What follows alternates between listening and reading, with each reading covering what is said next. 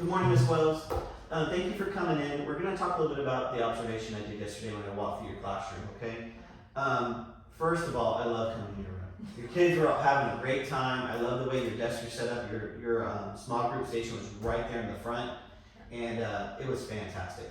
So I really enjoyed just sitting down and seeing you interact with your kids. So first of all, tell me about your lesson. How do you think it went?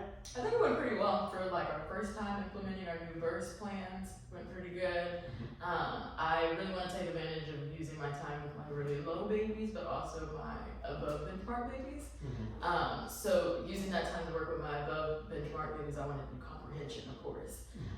So it's great to see where they are and how they're like a little shaky, so I can address those things early because they're going to be leaving me soon, you know. Absolutely. And I think it's really important you're working with those high kids too, because we got to close those instructional gaps, and next year they're going to be even more prepared for second grade. Right. So you did a fantastic job with that. So one of the things I wanted to talk to you today about was what can we do to help polish what you're doing? Because you did a great job, but there's always room to grow. Right. And being a first year teacher, I've seen you come so far already, and I just want to help you take that next step. So one thing I noticed is that one of your students was kind of distracted during the lesson. Right. And he wasn't really on task. And I did see you give him a little nonverbal cue, and you asked him some questions, and you realized he wasn't paying attention. Right. And you did a great job of dealing with the issue after it occurred. So what I want to talk to you today about is how can we prevent that from happening, and take some proactive measures to help even a small group or a whole class prevent that. Right. Okay. Have you ever seen Turn and Talk?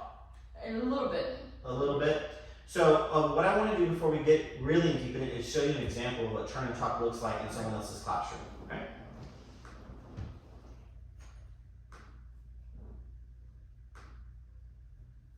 So we're going to all go back to the previous answer. We're answering about the reason why. So we're going to ask, I want us to use one of those reference keywords to start our answer. All right? Who's ready? Freeze. Talk.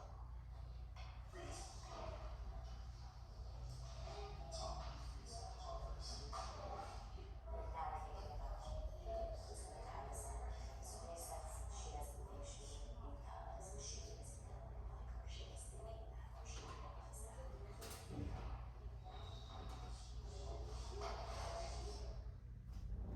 Okay. Really short video. What are some things you noticed in that video? Well, I think it's awesome that he used Turn and Talk for a small group, because I think as myself and as doing a small group, I've never implemented it in a small group because I'm thinking it's just me doing a lot of the talking and just asking back and forth with that small setting. So it's awesome that he's doing it with that small setting. I think he non-verbally told them that it was Turn and Talk. He kind of did something with his I think hands. he went like this. Right, and then they just knew what to do. So that's awesome that there was a non-verbal cue to say this is Turn and Talk. He listened in to make sure everybody was on task and they're doing what he asked them to do. Fantastic. And I think that's something that you can implement very quickly in your room. Okay. I mean, you do a great job of capturing kids' hearts and those nonverbal cues. So to add one for Turn and Talk, or however you want to do it, to make your own personality around it in y'all's classroom culture would be fantastic. Okay. So in what setting besides small group, when did he do the Turn and Talk? What were they doing? He took a moment in which he had just asked a question to get them more engaged. So he asked them, I couldn't hear what he was asking essentially. But whenever I did mine, I asked them a question in regards to the characters.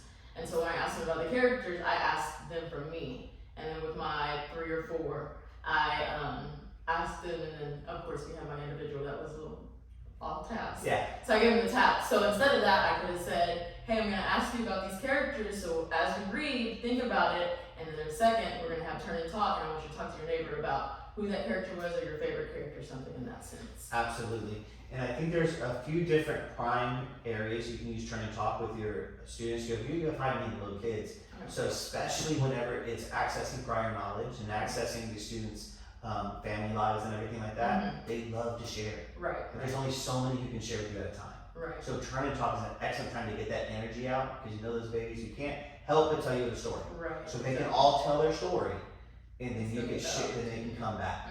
And you're listening, so then you're listening in, you're like, oh, they had one that actually related to what we're talking about. They had one that related. well, Tommy never wants to talk. He's always so sad all the time. He's having a rough morning, but he wants to talk about this. So that you're screening them.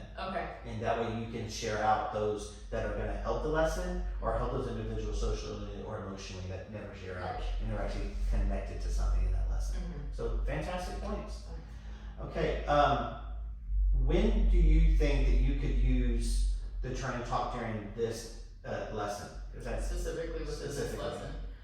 So right now we're working on comprehension. So like you said, connecting it with real world. So maybe we read a story about, well, right now we're reading about grandpa. So if they're talking about their grandpa, then give them an opportunity. What does your grandpa do? I think I asked them a question about, are grandpas old or young? Well, talk about, is your grandpa, is he old, is he young, does he limp? I have them act and all this good stuff.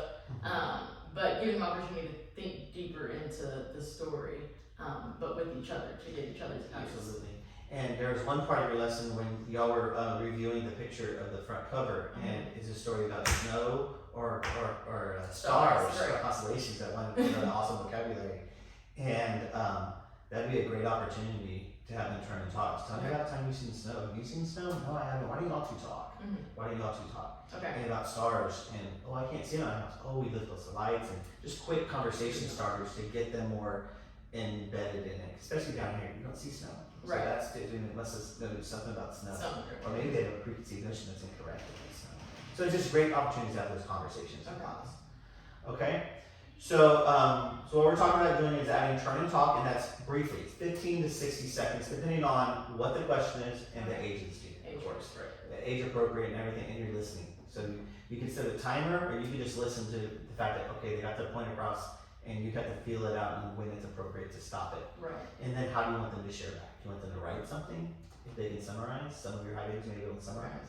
Or do you want them to just say it out loud? So you can kind of judge that based off the groupings and the question style you're asking.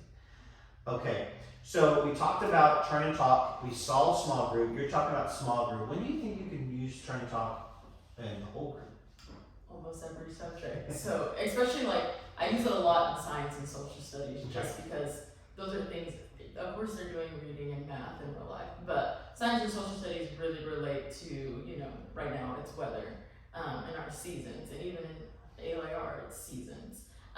So I might ask them a question in regards to what's going on in the seasons, what's going on, what seasons we have, right? And I might say, okay, I want y'all to take a moment to talk about what your favorite season is and what happens in this season. And then I bring them back, and then now we can move on within our seasons and dig deeper, because we're talking about all four. So maybe Johnny knows about summer, but Billy Bob is struggling on winter.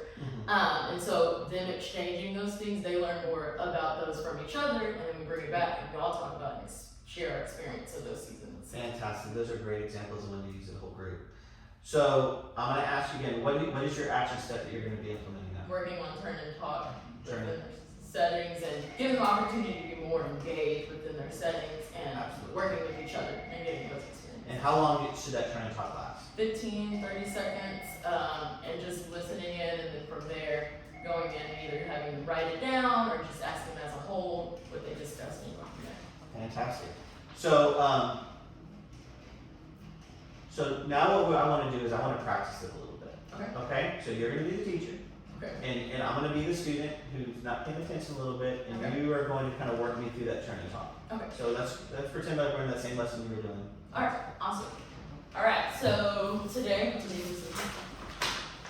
we're going to be reading a story, and it's called A Story for Grandpa. So in this moment, we're going to look at this picture of where this title of the story is, and I'm going to have you talk to your neighbor about what you think about this story, okay? And then we're going to discuss it afterwards. But I want to hear your thoughts. What do you think is going to happen in the story, since we've never read this before? Okay? Okay. You two, you partner up. I want you two to partner up and discuss what you see in the story. Well, I think in this story it's going to be about stars, because I see all these stars here with this old man and this little girl. And is that right, Miss? I hear great things. I hear great things. Can I have y'all bring it back? All right. So what are some things you discussed over here, John Doe and Jane Doe? I talked about the stars in the sky. I think those are stars, and I see this old man and this little girl, and I think that may be her grandpa, but I'm not sure yet. Okay, so we think it's gonna be about stars and grandpa and maybe a granddaughter or Yeah. something in that nation. Okay, so fantastic job. You introduced your lesson. You noticed that I was a little off task, and you quickly let me know the expectation of what was going to happen next. So I was going to have to turn and talk. And what students do is once they know they're going to be called out, they're going to do something. What am I doing? Right. So they don't want to be embarrassed by their peers, even in the young kids like first grade. So they automatically start adjusting to that. Right. And if he doesn't, you start the nonverbals again. Okay. Okay. But the object of the game is, can we get them to change that behavior before the instruction happens? Right. Because if it's after, like, hey, what did we just say? We lost an opportunity. But we have to address it if we did lose it too. Okay. So you didn't lose them for the whole lesson, just lost them for a little bit. Hopefully the turn and talk and the Brings them back. making those predictions about it, you'll even save more of that lesson. Okay. Alright, so I'm looking forward to tomorrow coming in during your reading, small group instruction. I want at 9 o'clock on your schedule, and I'm looking forward to seeing you doing some turn and talk. And the other thing I want to challenge you on is I want to see those nonverbals. So see if you can introduce it a little bit today and spring a little bit tomorrow morning. But I think you will be successful in using the nonverbals and the turn and talk in your lesson. And I'm looking for small group tomorrow, but I'm looking forward to seeing it in your lessons in the future and seeing how that will look in whole group too. Okay. And sometimes, especially when you're a first year teacher, get that lesson plan out and kind of highlight areas of your lesson plan where you want to try that turn and talk. Okay. And I think your kids will really enjoy having that time to talk. Okay. All right? Good stuff. Great job, Ms. Wilson. Thank you so much. Thank you, Mr.